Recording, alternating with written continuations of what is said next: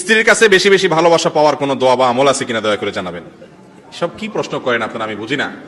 ভালোবাসা পাওয়ার জন্য আমল হলো বেশি বেশি হাদিয়া কিনবেন, পয়সা করে নিয়ে যাবেন, সারাদিন পাম্পট্টি দিবেন, প্রশংসা করবেন, বাসায় কাজ কাম করে দিবেন, একটু বলদ বলদ ভাব নিয়ে থাকবেন, বেকুব সেকুব ভাব নিয়ে থাকবেন। এগুলো বোঝানোর কিছু আছে? এগুলো বুঝেন না আপনারা?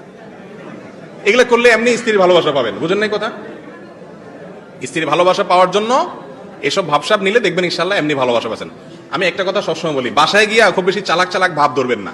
বইয়ের কাছে যে বোকা সাজে সে ভদ্রলোক, সে কি? আর বইয়ের সঙ্গে সবসময় পণ্ডিতি করা আর বউরে বোকা বানায় নিজে পণ্ডিত সাজা, এটা হলো ছোট লোক। এটা হলো কি? ছোট লোক। বুঝেন নাই কথা? সব জায়গায় পণ্ডিতি করতে হয় না। আর জগতে দূরে পণ্ডিতি করে বেড়ান, বাসা আসলে একটু বেকুব সেকুব থাকবেন, বোকাশোকা থাকবেন, যাতে বউ মনে করে আরে কিছুই বুঝে না বেচারা, আমি তো সব বুঝি। ভাবটা এমন। আবার রশিটা ঠিক রাখেন না, আবার এরকম বোকা সাজেন না যে আপনার কান ধরে এমনি ঘুরায় আবার এমনি ঘুরায়, এরকম আবার হয়ে যায় না। গল্লির ঠাওয়ার ঠিক রাখেন, রাইখা